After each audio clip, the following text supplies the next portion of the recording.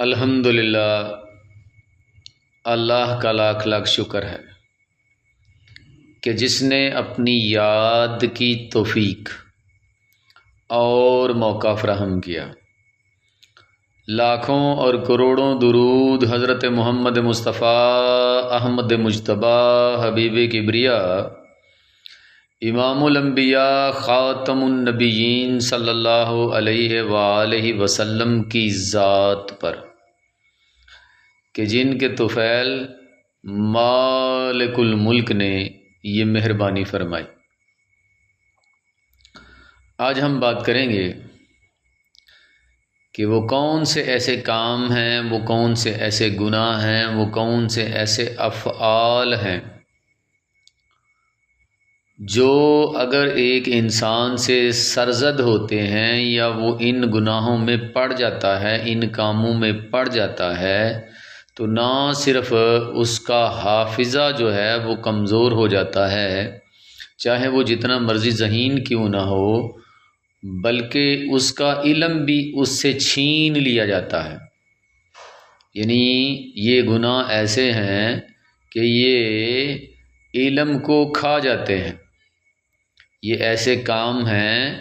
کہ ان سے علم مٹ جاتا ہے، ان کی وجہ سے علم چھین لیا جاتا ہے، آدمی کا حافظہ جو ہے وہ کمزور ہو جاتا ہے۔ اول بات تو اسے کچھ یاد نہیں رہے گا، اگر یاد ہو گیا تو جلدی بھول جائے گا، سمجھ نہیں آئے گی۔ تو کوشش کریں کہ اللہ تبارک و تعالیٰ سے دعا کریں اور رسول اللہ صلی اللہ علیہ وآلہ وسلم پر ایمان کو پکا کریں، پختہ کریں اور آپ کے بتائے ہوئے راستے پر چلیں، آپ کی تعلیمات پر عمل کریں، تو پھر انشاءاللہ کچھ نہیں ہوگا۔ اب بات کرتے ہیں کہ وہ کون سے ایسے کام ہیں۔ سب سے پہلے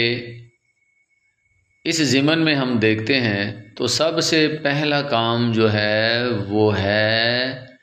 دنیا۔ یہ دنیا جس میں آ کر آپ دل لگا لیتے ہیں، یہ دنیا آخرت کی کھیتی ہے،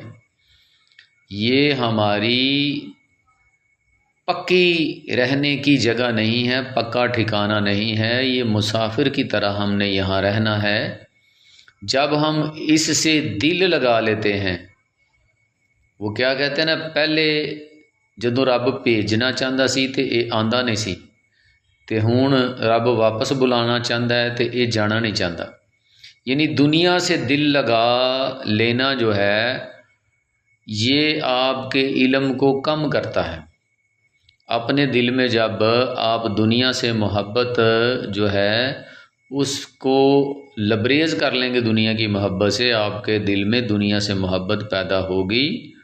تو آپ کے ذہن سے علم جو ہے وہ غائب ہو جائے گا۔ دوسرے نمبر پہ تکبر۔ تکبر جو ہے وہ رب تعالیٰ کی چادر ہے۔ جو بندہ اپنے علم پر، اپنے مال پر، اپنی صحت پر،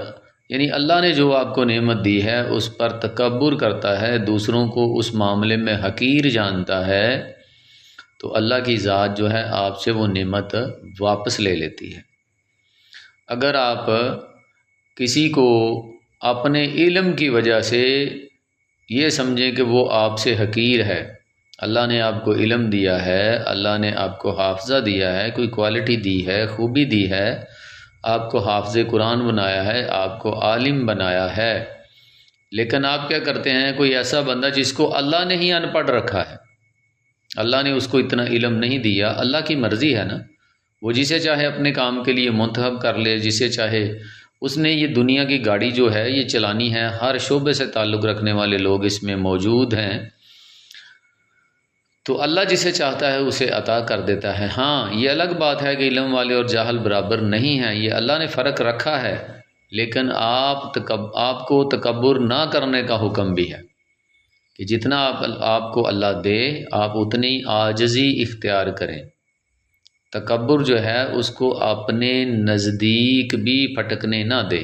کیونکہ یہ ایک ایسا گناہ ہے جو علم پر حملہ کرتا ہے، آپ کی عقل پر حملہ کرتا ہے۔ تکبر کرنے والا جو ہے اس کی عقل بھی برباد ہو جاتی ہے اور اس سے علم جو ہے وہ چھین لیا جاتا ہے۔ تیسرا جو ہے والدین کی بے ادبی۔ جو لوگ والدین کی بے ادبی کرتے ہیں، ان کے ساتھ بدتمیزی کرتے ہیں، ان کا حکم نہیں مانتے، یا اگر وہ ان کے سامنے بوڑھے ہو گئے ہیں تو ان کی باتوں کو برداشت نہیں کرتے، یعنی کسی بھی طرح سے آپ نے والدین کی بے ادبی نہیں کرنی۔ چوتھے نمبر پہ مرشد سے دوری اور خود کو مرشد سے بڑھ کر سمجھنا۔ یہ سمجھنا کہ اب مجھے کسی مرشد کی ضرورت نہیں رہی، مجھے کسی استاد کی ضرورت نہیں رہی، اب تو میں خود بہت بڑا استاد ہو گیا ہوں، بہت بڑا مرشد ہو گیا ہوں، میرے بڑے مرید ہو گئے ہیں، میرے بڑے ماننے والے ہو گئے ہیں، میرے بڑے شاگرد ہو گئے ہیں۔ تو بس یہاں سے تباہی شروع ہوتی ہے، پھر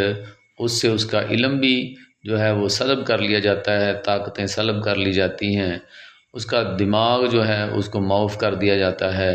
اور پھر وہ بے عقلوں کی طرح گھومتا پھرتا ہے، باتیں یاد نہیں رہتی، بھول جاتا ہے۔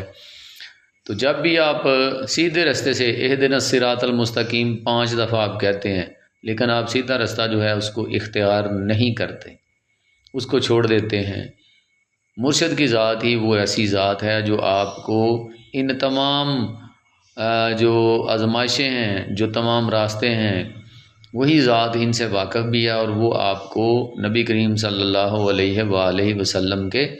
قدموں تک ضرور پہنچائے گی۔ جب آپ کی نیت نیک ہوگی اور آپ کا جذبہ جو ہے وہ درست ہوگا، آپ نبی پاک صلی اللہ علیہ وسلم جو آپ کا مطلوب ہے، ان کے قدم جو ہیں، ان کے قدموں تک پہنچنا جو ہے وہ مطلوب ہے۔ لوگ تو یہ کہتے ہیں نا اللہ تک پہنچنا، لیکن میرا جو ہے نقطہ نظر وہ الگ ہے۔ آپ میری تمام ویڈیوز میں دیکھتے ہیں، میں اپنے مریدین کو بھی یہی کہتا ہوں کہ ہمارا جو مطلوب ہے، ہماری یہ اوقات نہیں ہے کہ ہم اللہ تک پہنچ سکیں۔ اللہ تو پھر اللہ ہے، اس کی اتنی بڑی مہربانی ہے کہ وہ ہم جیسوں کو نبی کریم صلی اللہ علیہ وآلہ وسلم کے قدموں میں جگہ دے دے، اور ہماری زندگی کی جو جد و جہد ہے، جو کوشش ہے، جو تگ و دو ہے تصوف کے راستے میں، جتنے بھی لوگ مسافر ہیں، میری ان سے یہی ریکویسٹ سمجھ لیں، درخواست سمجھ لیں، کچھ بھی سمجھ لیں، میں ان سے یہی کہوں گا کہ یہ مطلوب چھوڑ دو کہ مجھے اللہ سے ملنا ہے۔ اللہ والے جو ہیں وہ اللہ سے ملا دیتے ہیں۔ تو آپ بس یہ ذہن میں رکھیں کہ میرا یہ سفر جو ہے راہ تصوف میں، وہ صرف اور صرف ہمارا مطلوب یہ ہے کہ ہمیں نبی پاک صلی اللہ علیہ وآلہ وسلم کے قدموں میں جگہ مل جائے۔ بس پھر جس کو وہاں تک رسائی ہو گئی، نبی پاک صلی اللہ علیہ وسلم کے غلاموں میں شامل ہو گیا، تو پھر نبی پاک صلی اللہ علیہ وسلم جو ہیں وہ تو اللہ کے حبیب ہیں، پھر اللہ سے ملا ہی دیں گے، اللہ تک پہنچا ہی دیں گے۔ لیکن اگر آپ یہ کہیں کہ ہماری یہ اوقات ہے کہ ہم ڈائریکٹ اللہ سے مل لیں گے، یا ہمارا مطلوب اللہ ہے، تو اللہ کرنے سے اللہ نہیں ملنا۔ اللہ والے جو ہیں، اور سب سے بڑھ کر اللہ والے جو ہیں وہ رسول اللہ صلی اللہ علیہ وآلہ وسلم ہیں۔ مرشد ایک راستہ ہے، ایک سیڑھی ہے، ایک زینہ ہے، پہلی بھی اور آخری بھی۔ وہ آپ کو نبی پاک صلی اللہ علیہ وسلم کے قدموں تک پہنچا دیں گے، اور پھر آپ کو آپ کا مطلوب رب تعالیٰ کی ذات جو ہے وہ مل جائے گی۔ یہ اعمال جو ہیں، جو کام ہیں، میں نے آپ کو بتائے، جن کی وجہ سے علم جو ہے وہ سلب کر لیا جاتا ہے، بندے کی عقل جو ہے وہ چلی جاتی ہے، یہی وہ اعمال ہیں۔ اور سب سے بڑھ کر یہ ہے کہ شریعت محمدی صلی اللہ علیہ وآلہ وسلم کو جو بندہ چیلنج کرتا ہے، جو اللہ کی حدود و قیود کو توڑتا ہے، جو اللہ کی حدیں ہیں ان کو جو بندہ توڑتا ہے، اس کے پاس علم نہیں ہوگا،